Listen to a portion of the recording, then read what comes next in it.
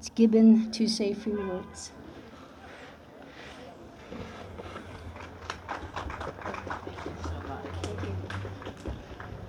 Thank you all. It is just an honor to be here, and I want to thank the Tibetan Association of Santa Fe for bringing me here, and all of the distinguished representatives of our local governments and the governor. Even if she's not present today, let us hope she is present with us in spirit. So I wanted to talk about some of the other issues that have to do with the 65th anniversary of the Tibetan Uprising that we memorialize today. It is a tragedy that so many decades later, after so many lives have been lost and so much suffering, that China's pitiless oppression continues across your homeland.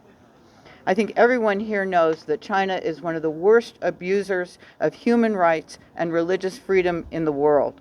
Every day, the PRC commits acts of genocide and crimes against humanity.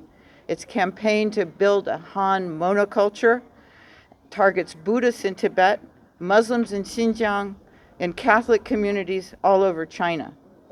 China also takes aim outside of its borders against anyone who, like you, who dares to expose its torture, its arbitrary arrests and detentions.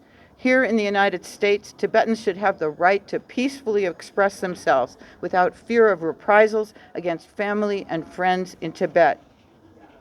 Now, in many ways, the government of the United States has supported the rights of Tibetans. Congressman Michael McCall and Jim McGovern and Senators Todd Young and Jeff Merkley introduced bipartisan legislation in 2023 to strengthen U.S. policy on Tibet. And this legislation passed the House of Representatives just a couple of weeks ago. It's still pending in the Senate. We think it'll pass.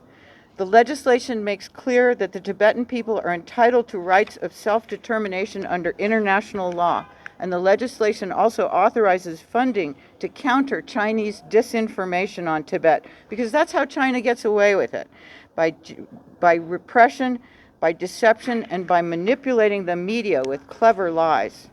Tibetans in the diaspora, like you, are preserving Tibetan culture. China is crushing Tibetan culture, bulldozing places of pilgrimage, dismantling shrines, and forcing monks and nuns to teach the sayings of Xi Jinping and the Communist Party. My is very small. It's called the Committee for Cultural Policy, but we take great pride in getting that message out to the public and to legislators in Washington, D.C. We know that the Tibetan people's rights to religious and cultural heritage is also a human right. But while so many good people in Congress and the State Department support cultural rights and the cause of the Tibetan people, there is one section that's out of step.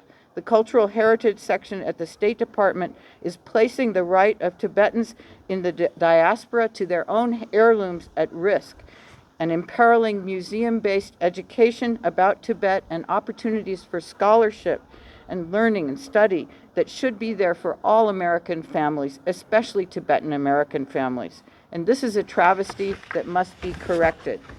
China must be called to account for its extreme measures to repress religion. I mean, even in small towns and communities, religion is not safe in Tibet.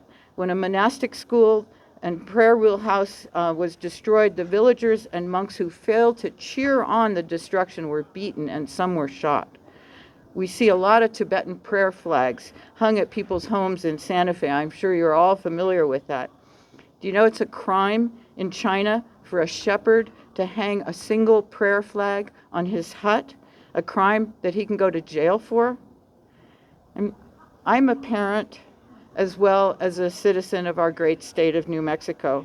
So I know how a century ago our own indigenous people's children were locked into boarding schools and taught to speak only English and to despise their parents' beliefs.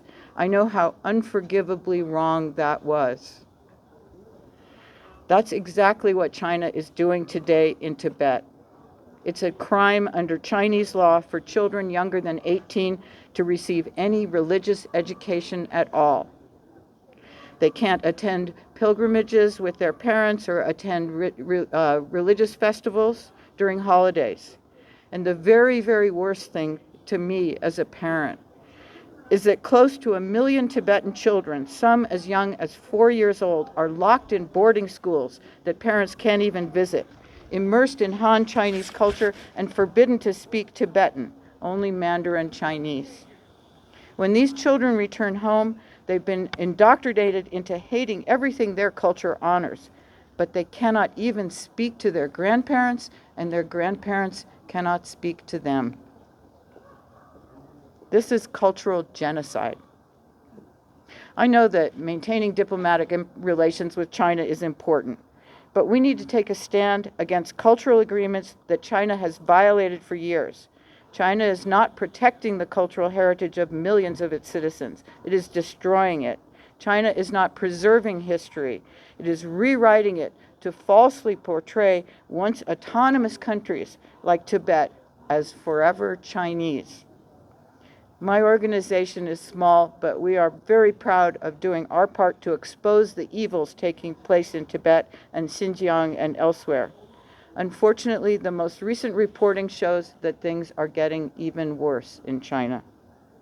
Our political leaders cannot turn a blind eye to China's policies of cultural destruction. We need to step up, all of us, and help the voices of our Tibetan community to be heard in Washington, D.C. and across the world. I am so honored to be standing here with you. Thank you for welcoming me. Thank you for being here to mark this very important occasion. It must not be forgotten, and we all need to work together in order to ensure that it never is forgotten here. Thank you very much.